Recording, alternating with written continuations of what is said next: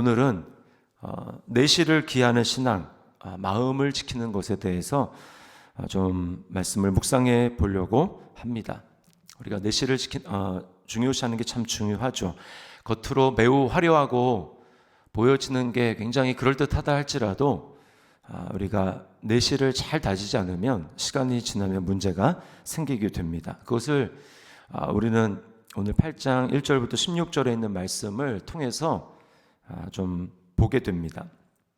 1절에 보면 솔로몬이 성전과 자신의 궁궐을 짓는 데만 무려 20년이라는 세월을 보냈다, 이렇게 이야기를 합니다.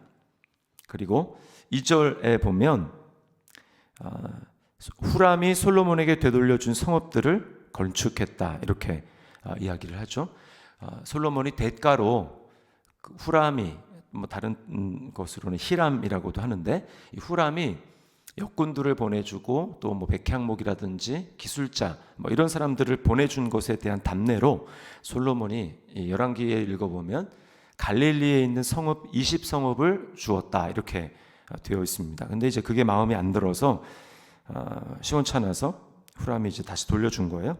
거기다가 성읍을 건축했다, 이렇게 이야기를 합니다. 그리고 4절부터 6절에 보면은 계속 건축한 이야기가 나옵니다. 특별히 6절에 보면은 이렇게 얘기하죠. 바알랏과 자기에게 있는 모든 국고성들과 모든 병거성들과 마병의 성들을 건축하고, 그 다음에 끝에 보니까 온 땅에 건축하고자 하던 것을 다 건축하니라, 이렇게 이야기를 합니다. 그러니까 솔로몬의 마음이 오직 건축하는 곳에 이렇게 있었습니다. 이 건축을 하기 위해서 굉장한 많은 노동과 에너지가 들었어요.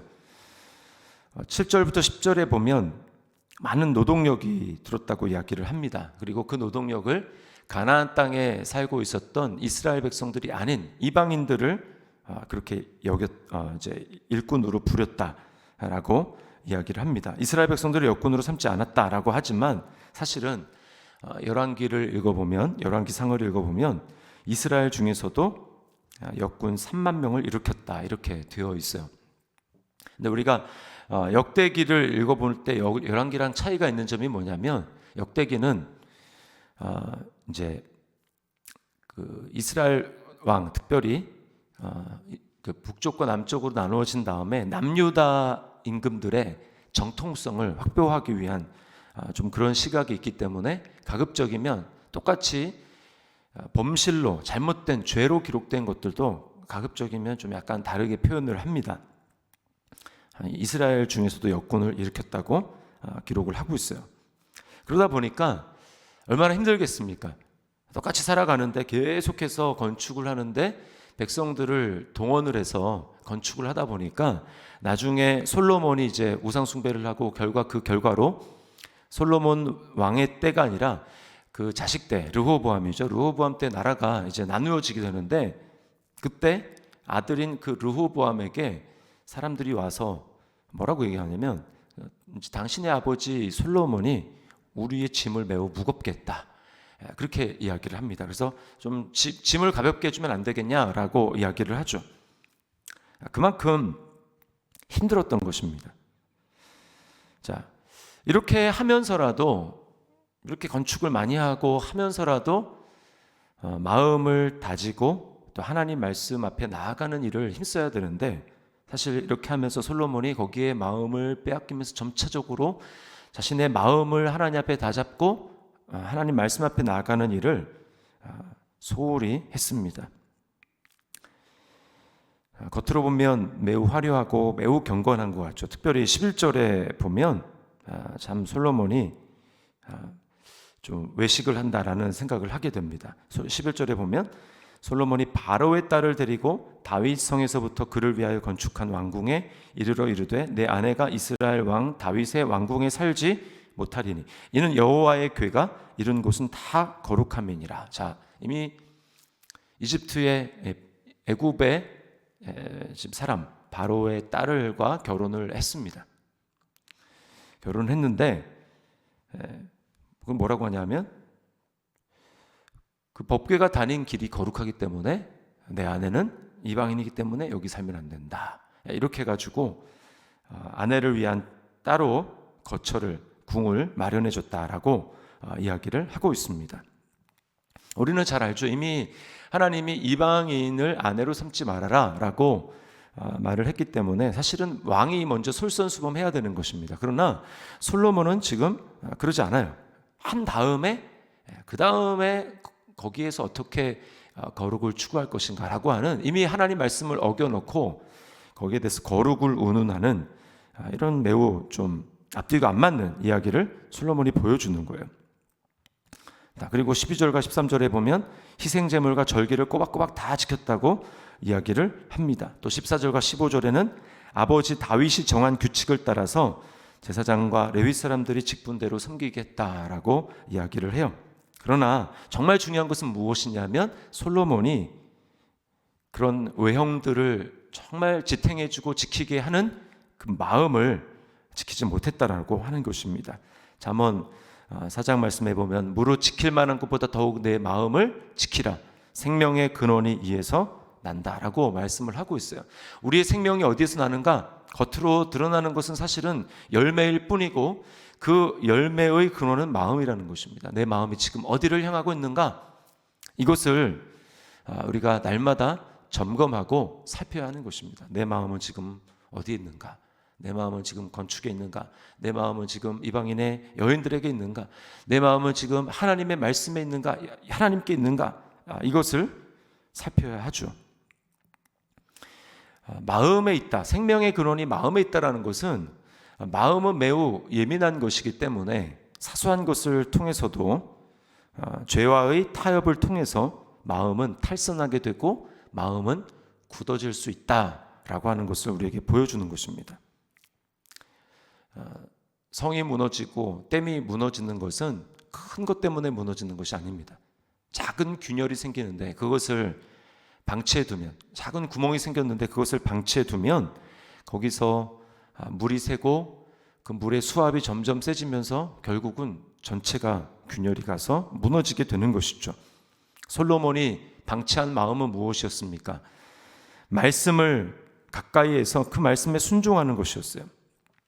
신명기 말씀에 보면 왕이 되었을 때 왕이 잊지 말아야 될 3가지를 말씀합니다. 크게는 4가지죠. 그 구체적으로 뭐냐면 왕은 병마를 많이 두지 말아야 된다라고 이야기를 합니다. 병마, 병거와 그리고 말, 이것을 많이 두지 말아라. 이유가 뭘까요? 그것을 많이 두면 그것을 든든한 보장으로 삼는다라는 것입니다. 적군이 쳐들어올 때 이스라엘 백성들이 가장 든든한 보장은 하나님이 병거와 마병이 되셔야 하는데 그렇지 않고 그것을 의지하게 되는 것이죠. 그러나 오늘 솔로몬이 곳곳마다 건축한 것은 무엇입니까? 바로 6절에 이야기하죠. 병거 성들과 마병의 성들을 건축했다. 엄청나게 많은 것들을 건축을 했어요. 그리고 우리가 앞에서 살펴봤지만 애굽에서도 또 외국에서도 굉장한 말을 계속해서 사들이는 모습을 보게 됩니다. 두 번째로 왕이 하지 말아야 될 일은 아내를 많이 두어서 마음이 미혹되게 하지 말아라, 이렇게 말씀을 하고 있어요. 아내를 많이 두어 마음이 미혹되게 하지 말라. 자, 그러나 솔로몬은 잘 알죠? 처첩이 1000명이었습니다. 처첩이 1000명 많이 두었어요. 뿐만 아니고 이방 여인들, 오늘 애굽 여인이라고 얘기하지만 바로의 딸이라고 얘기하지만 또 다른 곳에 보면 열왕기에 보면 모압과 암몬과 에돔과 시돈과 헷, 가나안 주변에 있는 여인들 다 결혼했습니다. 그 사람들이 결국은 솔로몬의 마음을 우상으로 향하게 한 것이죠. 그리고 세 번째가 은금을 많이 쌓지 말아라, 이렇게 이야기를 합니다. 그리고 가장 중요한 것은 이것을 피하기 위해서 네 번째로 제시한 것이 바로 하나님의 말씀을 가까이 하는 것이었어요. 신명기 17장 18절 이하의 말씀을 보십시오. 제가 이렇게 읽어드릴게요. 그가 왕 위에 오르거든 이 율법서의 등사본을 레위 사람 제사장 앞에서 책에 기록하여 평생에 자기 옆에 두고 읽어 그의 하나님 여호와 경외하기를 배우며 이 율법의 모든 말과 이 규례를 지켜 행할 것이라. 그리하면 그의 마음이 그의 형제 위에 교만하지 아니하고 이 명령에서 떠나 좌로나 우로나 치우치지 아니하리니. 솔로몬은 하나님의 말씀을 가까이 해야 했습니다. 다윗은 그랬어요. 다윗은 그래서 시편을 읽어보면 곳곳에 주의 말씀의 맛이 내게 어찌 그리 단지요, 내게 송이꿀보다 단이다, 이런 것을 굉장히 여러 번 얘기하고, 하나님 말씀을 그렇게 사랑하니까 뭐라고 고백합니까? 내가 여호와를 사랑합니다. 그렇게 이야기를 하죠. 하나님께 개인적으로 나아가 친밀함을 추구하고 주님의 얼굴을 구하는 일을 다윗이 게을리하지 않았습니다. 그것이 기쁨이었어요. 그러나 솔로몬은 겉으로 건축을 많이 했을지 모르지만 그 마음이 하나님으로부터 점점 멀어지고 있습니다. 말씀 앞에 나아가서 말씀에서 아내를 가까이 하지 많이 두지 말라고 하는구나, 병거와 마병을 많이 갖추지 말라고 하는구나, 그러면서 하나님을 바라봐야 되는데 솔로몬은 그렇지 못했습니다. 그래서 나중에 하나님이 솔로몬에게 한 2번 나타나시죠. 2번 나타나셔서 솔로몬에게 지금 너의 마음이 나에게서 멀어지고 있다, 돌이켜야 된다 라고 이야기하지만 이미 솔로몬의 마음이 굳어졌어요. 여러분, 마음이라는 것은, 우리가 타락한 마음이라는 것은 그냥 두면 저절로 하나님으로부터 멀어지게 되어 있습니다. 마음이 점점 굳어지는 거예요. 이게 우리의 타락한 죄성과 본성이 보여주는 것입니다. 그래서 하나님이 우리를 그냥 버려두고 우리에게 은혜를 베풀어 주시지 않으면 우리는 이 굳어지는 마음, 타락한 마음으로부터 결국은 멸망할 수밖에 없는 것입니다. 그래서 예수님이 하신 일이 무엇입니까? 새 언약이라는 것이 무엇입니까? 우리의 마음을 새롭게 하는 거예요. 외형이 아니라 우리의 마음을 새롭게 하는 것입니다. 에스겔 36장에 뭐라고 합니까? 너희에게 새 마음을 주겠다. 새 영을 부어서 너희 마음에 돌 같은 마음을, 또 돌 같은 마음을 제하여 주고, 그리고 살 같은 부드러운 마음을 내가 너희에게 줄 것이다. 이게 바로 예수 그리스도께서 십자가에서 우리를 위해서 피 흘려 죽으심으로 말미암아 우리의 돌덩이 같이 딱딱한, 하나님 앞에 나가기를 싫어하는, 하나님을 싫어하는 딱딱한 마음을 제해 주시고 우리에게 부드러운 마음을 주신 것입니다. 그러므로 우리는 솔로몬과 같이 할 것이 아니라 우리를 위해서 생명을 주신 예수 그리스도를 바라보며 주님만이 나의 생명입니다, 주님에게 나의 소망이 있습니다, 주님만이 나의 사랑입니다, 주의 말씀이 나의 길이 됩니다, 그 말씀만이 소망입니다 라고 하면서 날마다 우리의 마음을 점검하며 우리의 마음을 돌이켜야 됩니다. 주님, 제 마음이 이 시간 하나님을 온전히 향하기를 원합니다. 히브리서 3장 13절 말씀에 이렇게 이야기합니다. 오직 오늘이라 일컫는 동안에 매일 피차 권면하여 너희 중에 누구든지 죄의 유혹으로 완고하게 되지 않도록 하라. 이스라엘 백성들은 완고해졌습니다. 솔로몬은 마음이 점점 굳어졌습니다. 우리는 하나님께서 나를 징계하실지도 모른다 라고 하는 그 두려움이 아니라 날마다 천국의 기쁨을 누리기 원하시는 우리 주님 앞에 마음을 열고 나가야 합니다. 우리의 마음을 이 새벽에 살폈으면 좋겠습니다. 내 마음 속에 하나님을 사랑하는 것이 있는가? 기쁨이 있는가? 구원의 감격이 있는가? 내 마음은 주님을 향하고 있는가? 이 마음을 살펴서, 그렇지 않다면 작은 것을, 죄의 유혹을 그냥 둘 것이 아니고 돌이켜 회개함으로 말미암아 다시 한번 우리 마음의 중심을 주님께 드리는 복된 하루가 될 수 있기를 주님의 이름으로 축복합니다. 제가 기도하겠습니다. 하나님 아버지, 감사합니다. 이 새벽에 오늘 솔로몬을 통하여서 우리의 마음을 점검하기를 원합니다. 주님, 우리의 마음이 어디를 향하고 있는지 이 시간 다시 한번 성령께서 우리의 마음을 비추어 주시고 주의 말씀이 우리를 조명하여 주셔서 다시 한번 주님께 마음을 드리며 주님께 우리의 사랑을 고백하며 우리 마음을 전부를 드리는 복된 새벽이 될 수 있도록 주님이 은혜를 베풀어 주시옵소서. 주님, 그래서 우리의 마음을 완고하게 하는 것이 아니라 하나님 말씀 앞에 주님 자발적으로 온전히 복종하며 주님을 따라가는 복된 하루가 될 수 있도록 인도하여 주시옵소서.